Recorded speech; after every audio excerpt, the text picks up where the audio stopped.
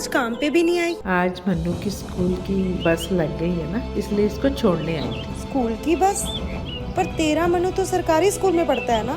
हाँ जी दीदी, अब सरकारी स्कूलों में 200 बसें चल पड़ेंगी, जिसका फायदा मेरे मन्नू जैसे 10,000 बच्चों को होगा। सरकारी स्कूलों ਨੂੰ भी बहुत शानदार बसां ਅਸੀਂ ਦੇਵਾਂਗੇ। पहले बैच वास्ते 20,000 बच्चे ਦਾ ਅਸੀਂ प्रबंध कर रहे हैं। क्योंकि राम इस देश की, इस राष्ट्र की सांस्कृतिक धारा के नायक है, तो इस नाते अयोध्या तो आना सबको अच्छा लगता है। मुझे भी खूब अच्छा लगता है, मैं तो आता रहता हूँ। इससे बात की जाए तो महाकुंभ से श्रद्धालु इधर पहुंच रहे हैं और लाखों श्रद्धालुओं का आने जा रही है यहाँ पर। नहीं, देखिए, महाकुंभ 144 वर्षों के बाद आया है। कुंभ तो आता रहता है 12 वर्ष के बाद, और 12 कुंभ बीतने के बाद ये जो महाकुंभ आता है 144 वर्षों के बाद आता है। स्वाभाविक है, सभी लोगों की उत्सुकता है कि आगे का कुंभ कौन देख पाएगा। तो इस नाते आज जितने लोग हैं वो सारे पूर्ण के भागी अपने को बना लेना चाहते हैं। प्रधानमंत्री जी ने पूजन करके उसकी शुरुआत किया।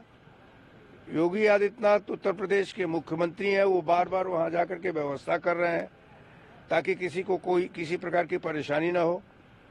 तो मुझे लगता है कि इतने कैमरे लगे हैं, कैमरों के आधार पर सभी लोगों की गणना तक हो जा रही है, और मैं समझता हूं कि निश्चित रूप से सभी लोगों को जाकर के कुंभ में, महाकुंभ में भाग लेना चाहिए।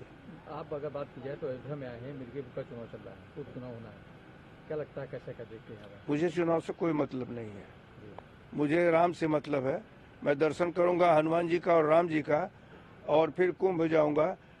मैं आज की स्थिति में राजनीतिक पार्टी से दूर हूं, इस नाते चुनाव से भी दूर हूं। सर, एक सवाल ये है कि जो कुंभ के आंकड़े जो आए हैं 3.5 करोड़, तो उसको लेकर भी सवालिया निशान उठाए जा रहे हैं कि जो कुंभ के आंकड़े दिखाए जाए वो फर्जी दिखाए जा रहे हैं, जैसा कि अखिलेश यादव खुद इन्होंने इस पर सवालिया निशान उठा दिया है।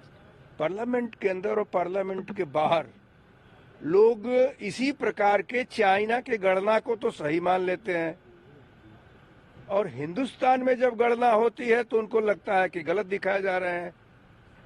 मैं किसी का नाम नहीं लेना चाहूंगा, लेकिन इतना जरूर कहना चाहूंगा कि जो लोग इस प्रकार का कमेंट करते हैं कि लोग अपना पाप धोने के लिए जा रहे हैं, लोग तो जाकर के पाप से मुक्त हो जाएंगे, लेकिन वह लोग हमेशा पापी रहेंगे। देखिए, हम लोग इस पर चर्चा कर रहे हैं। अगर संभव होगा इसके पहले भी ऐसे तीर्थ को करने की बात आई है, गवर्नमेंट से भी मैं बात कर रहा हूं, और मुझे लगता है कि निश्चित रूप से कोई न कोई व्यवस्था होगी।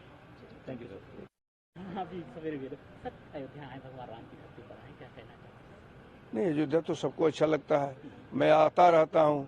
राम इस देश के प्राण हैं, तो हर आदमी आकर के अपने प्राण को देखना चाहता है, सुरक्षित रखना चाहता है, और देश उससे जुड़े इसको सोचता रहता है। कुंभ को लेकर क्या तैयारी जा रहे हैं? हम भी दर्शन।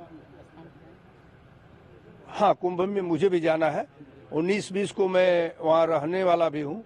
आज तो मैं श्री राम जी के और हनुमान जी के दर्शन करने के उपरांत एक विद्यालय में कार्यक्रम है, उदया पब्लिक स्कूल में, मैं उस कार्यक्रम में भाग लूंगा, और फिर कल मैं कुंभ के क्षेत्र में पहुंच जाऊंगा। मैं भी पूर्ण का भागी बनना चाहता हूं, तो इस नाते पूर्ण को तलाशना चाहिए, और उसको तो उस तलाश में अगर मुझे भी जाना पड़े तो कोई बुरी बात नहीं है, अच्छी ही बात है। अंतिम सवाल ये है कि सब जिस तरीके कुंभ के आंकड़े को जो श्रद्धालु आए, दर्शनार्थी हैं, करोड़ों आए, तो उसको लेकर भी सवालिया निशान उठाए जा रहे हैं कि आंकड़े सरकार गलत दे रही है। इस देश के साथ जो लोग नहीं जुड़ते हैं वही इस प्रकार के सवाल को उठाते हैं। मुझे लगता है कि चाइना के इसी प्रकार की गणना को इस देश के कुछ लोग पूरी तौर पर सही मान लेते हैं, और जब भारत में ये होता है तो वो हर जगह का, चाहे से भारत पाकिस्तान का युद्ध होता है उस पर भी सबूत मांगते हैं, और इस पर भी सबूत मांगते हैं। एक बार जाए कुंभ में, कुंभ के कैमरों को देखें, कैमरों को देखने के बाद उन्हें ये लग जाएगा कि नहीं मैं भी उस कैमरे में आ गया हूं, तो उन्हें पता लग जाएगा कि झूठ नहीं है, झूठ वह अपने अंदर रखे हुए हैं।